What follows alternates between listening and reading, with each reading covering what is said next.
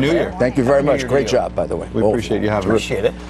You have been tweeting, and we're going to get to Bob Mueller. And well, he taught me how to, the president taught me how to do it. Taught you. He did, personally. So you were tweeting yesterday about Nancy Pelosi. What do you think about her being out in Hawaii while the president's at the White House? Well, I think it's a real sign that this is a total political calculation, that she doesn't mind the government being closed as long as she can, I don't think vacation, but as long as she can wait until she's speaker. That's fine, but then don't accuse the president of politics. You're the ones playing politics. And the reality is the president has been sitting there ready to make a deal from the beginning of all this. And he can't force them to make a deal. You can't force a president to come to the table. All you can do is embarrass them to do it. Is he doing enough to embarrass them? I don't know what else he can do. I mean, there's not... they're eventually going to make a deal of some kind. They always do. But I think this is an indication of who's responsible for this. Even though he had to initiate it, this didn't have to happen this way. And the reality is, this thing about a wall is totally crazy. I mean, they all voted for it. They were all in favor of it. She was in favor of it. Now she says it's immoral. So I hope she went to confession. I mean, this is, my God. I mean, she's a Catholic. I mean, she did something immoral. The wall is hardly immoral. Schumer should go talk to Bibi Netanyahu about the wall in Israel, which Bibi says is 99% effective, if not 100% effective.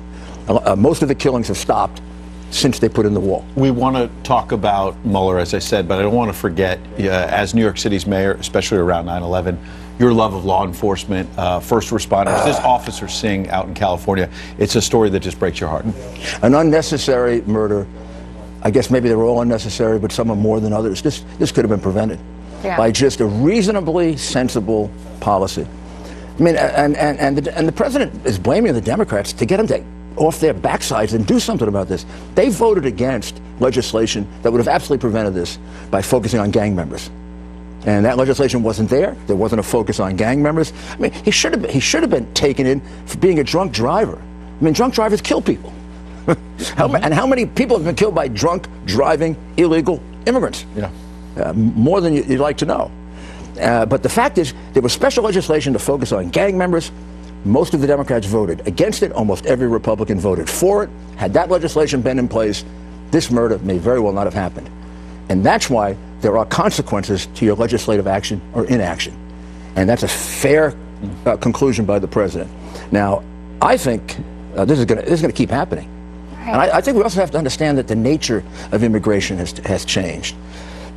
People leaving Guatemala, El Salvador, Honduras, countries I've all been in, and two of whom I've done security work in. They're very desperate people, that's true. That's one side of it. The other side of it is the murder rate in those countries is astronomical. I mean, they don't even know the number of murders because they can't find the bodies.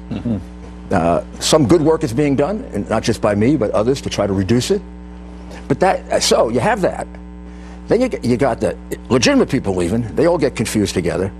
And then you got the terrorists sitting there saying, hey, we can sneak somebody in with them. Now, if you're a good MS-13 member or a good terrorist, you're not going to take advantage of that? You'd have to be a fool not to take advantage of it. The only fools are the ones who are voting against it. Right. Are people that don't realize that a caravan, even if it's mostly decent people, can be compromised and will be compromised by gangs, by terrorists, by ordinary criminals, just the way the Mariel boat lift happened way back. And we're in an era that's very different now. We didn't have terrorism back in the 80s when Reagan had to deal with this. We have terrorism now. Or we certainly didn't fully understand it. Or as a domestic matter. Yes. And it wasn't at the level of organization, concern. And the reality, they realize they can't hit America. Yes, and migrants shouldn't be determining who comes in. It should be us determining who we want. Even the legal, the legitimate people should come in legally. Absolutely. What are we doing to encourage them to come in? We're making them criminals. So let's shift gears. You said, we've heard predictions for well over a year now, because this investigation by Bob Mueller has gone on for some time, as you know better than anyone. And we've heard, well, it's going to be done by Thanksgiving. It's going to be done by the end of the year. What's your ultimatum for this? My ultimatum is put up or shut up, Bob. I mean, you know, what do you have? There are those of us who believe you don't have anything on collusion. And by the way, if you did, it's not a crime. So what the heck are you doing? Do you have anything that shows the President of the United States was involved in a conspiracy to hack the DNC with Russia? Of course you don't. But if you do, put out a report or give it to the Justice Department. Let them review it, make sure it's not classified or whatever. Put out a report. We're ready to rebut it. I have the report ready for 2 months. We can show know, we can definitively... Mueller might be coming out in February. Is that what you're hearing, or what's your sense? Oh gosh almighty! First he was coming out in March, and then in May, and then he go. We're in now the 4th degree of separation from the non-crime collusion. We went to the non-crime obstruction of justice. That didn't work out for him. So then he moved on to campaign contributions, which, by the way, are not violative of the campaign finance law. You can pay a judgment or a claim against you. That's not a campaign expense. The Edwards case determined that. That's another non-crime they're investigating. And then they're looking at now the Russia tower. Well, they should go to Moscow. There is no tower. It didn't get built. It didn't get beyond a non-binding letter of intent, which is like a wish. And so, okay, Bob, let's forget those other 3. What do you got on? What do you have on collusion? Exactly. If you don't have a darn thing on collusion, the whole thing is a phony. Well, recently you've said the president will not speak to Bob Mueller over your dead body. Well, you know why? Still say conversations are ongoing. Because of their unethical behavior. I mean, or grossly negligent behavior. All those texts of Strzok and Page deleted after they find out that Strzok is texting that he hates Trump, that he's going to get him, that he's going to stop him, and if he can't stop him, he has an insurance policy to get him out of office. I believe Mueller is the insurance policy to get him out of office. Well, they said it's a technical glitch. I'm not just saying that. Strzok was his first investigator. How is it that the ones eliminated are all the ones that he did when he was working for Mueller? Right. All of a sudden, they wipe out his phone, and the ones missing are the ones when he was working for Mueller. Why? Because just maybe it would be very embarrassing if he was saying the same things while working for the holier-than-thou special counsel. And he was saying, I hate Trump. I'm going to get Trump. We're going to get him any way we have. We're framing Flynn. We're not going to tell him he has a right to counsel.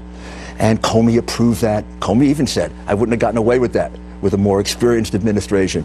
We're going to trap him. We got a statement. He's going to contradict it. We're not going to show him the statement to refresh his recollection. I don't know. That could all be there. So these are 19,000. The person who determined what to eliminate, unless this is a lie, was his records officer, Mueller's records officer, who says that there was nothing of interest there. It's hard to believe that Strzok and Page all of a sudden decided, we're not going to tweet anymore, or we're not going to text anymore about Donald Trump. They seem to be obsessively, compulsively texting about him. Yeah. I mean, I don't know what kind of lovers they were if they were texting about that all the time. Oh, no, I shouldn't have said that. That's terrible. But I mean, this is ridiculous. If this happened on the other side, can you imagine if he asked us for very relevant texts and we said, oh, we had them, but we just, we eliminated them, part of our record keeping. We just eliminated the text between the president and 25 Russians. And these are 19,000 we've never seen and will now never see. As far as I can tell, I mean, I'm hoping there's a way to reproduce them. But I mean, texts only last for a little while. They're not like emails. I do this work, cybersecurity work, and texts are hard to get. I mean, that's legitimate. You recently said accepting stolen property is not a crime anyway in another interview. And some thought you were opening the door to the idea that stolen property in the form of hacked emails may have been accepted by the Trump campaign, and that you No. Here, it's a First Amendment issue, right? It isn't a stolen property. I mean, it is stolen property, but it has a different nature when it's information. So let's take the Pentagon Papers. Pentagon Papers were stolen property, weren't they? They were stolen from the Pentagon. Given to the New York Times and the Washington Post. Nobody went to jail in the New York Times and the Washington Post. We've had revelations during the Bush administration. Abu Ghraib prison. Yeah, Abu Ghraib. All of that is stolen property. It's taken from the government against the law. Once it gets to a media publication, they can publish it. They can publish it for the purpose of informing people. Well, you can't put Assange in a different position than that. He was a guy that communicates. We might not like what he communicates, but he was a media facility. He was putting that information out. Every newspaper station grabbed it and published it. But there was not coordination, you're saying, between the Trump campaign and WikiLeaks? None. I was with Donald Trump day in and day out for the last 4 months of the campaign. He was as surprised as I was about the WikiLeaks disclosures, sometimes surprised to the extent of, oh my God, did they really say that? We were wondering, is it true or not? They never denied it. The thing that's missing here is, the thing that really got Hillary is not so much that they were revealed, but they were true. She actually had people as bad as that. And she really was cheating on the debates. She really was getting from Donna Brazile the questions beforehand. She really did completely screw Bernie Sanders. Every bit of that was absolutely true. Just like the Pentagon Papers put a different view on Vietnam, this put a different view on Hillary Clinton, and prevented the country from getting a president who was deeply flawed. Not right to hack, still a crime. People who did it should go to jail. But no press person or person disseminating that for the purpose of informing did anything wrong. All right, it's equal time. Scaramucci was just here saying the Mets are winners. What say you about the Yankees? Good luck. Easiest line of all time. You know the Mooch is a good friend. I love the Mooch. And I have a lot of Met friends who are good friends of mine, even relatives. And I have a deep pity for them. I feel sorry for them, and I love the Mets and the National League. I root for them, and I feel sorry for the Met fans, but hey, you can't beat 27 World Championships. Mr. Mayor, happy New Year. Only 2. That's true. We'll have to leave on that note. I like it. Appreciate it. Happy New Year.